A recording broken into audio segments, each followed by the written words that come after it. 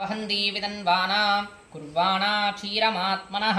वासागुंस्यमगावश्च अन्नपाने च सर्वदा ततो मे श्रियमावह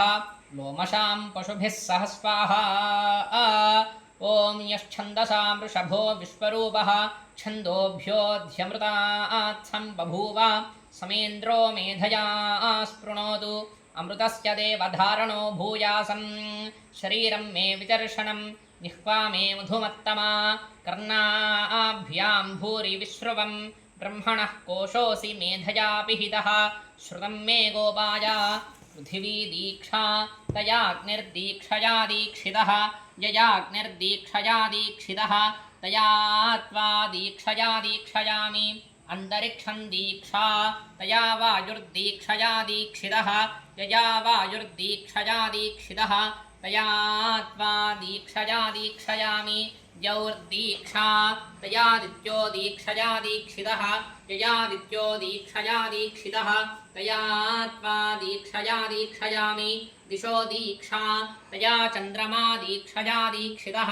यया चन्द्रमा दीक्षया दीक्षितः तया त्वा दीक्षया दीक्षयामि आपो दीक्षा तया वरुणो राजा दीक्षया दीक्षितः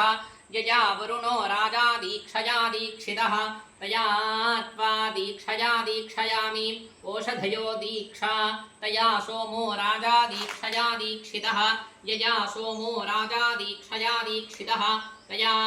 त्वा दीक्षया दीक्षयामि वाग्दीक्षा तया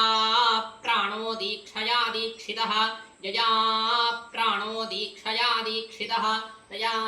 त्वा दीक्षया दीक्षयामि पृथिवी त्वा दीक्षमाणमनुदीक्षताम् अन्तरिक्षं त्वा दीक्षमाणमनुदीक्षताम् द्यौस्त्वा दीक्षमाणमनुदीक्षताम् दिशस्त्वा दीक्षमाणमनुदीक्षन्ताम् आपस्त्वा दीक्षमाणमनुदीक्षन्ताम् ओषधयस्त्वा दीक्षमाणमनुदीक्षन्ताम् वाक्त्वा दीक्षमाणमनुदीक्षताम् रुचस्त्वा दीक्षमाणमनुदीक्षन्ताम् सामानित्वा दीक्षमाणमनुदीक्षन्ताम् यजोगोषित्वा दीक्षमाणमनुदीक्षन्ताम् अहश्च रात्रिश्च कृषिश्च वृष्टिश्च द्विषिश्चापतितिश्च आपश्चौषधयश्च ऊर्च सुहृता च तास्त्वा दीक्षमाणमनुदीक्षन्ताम्।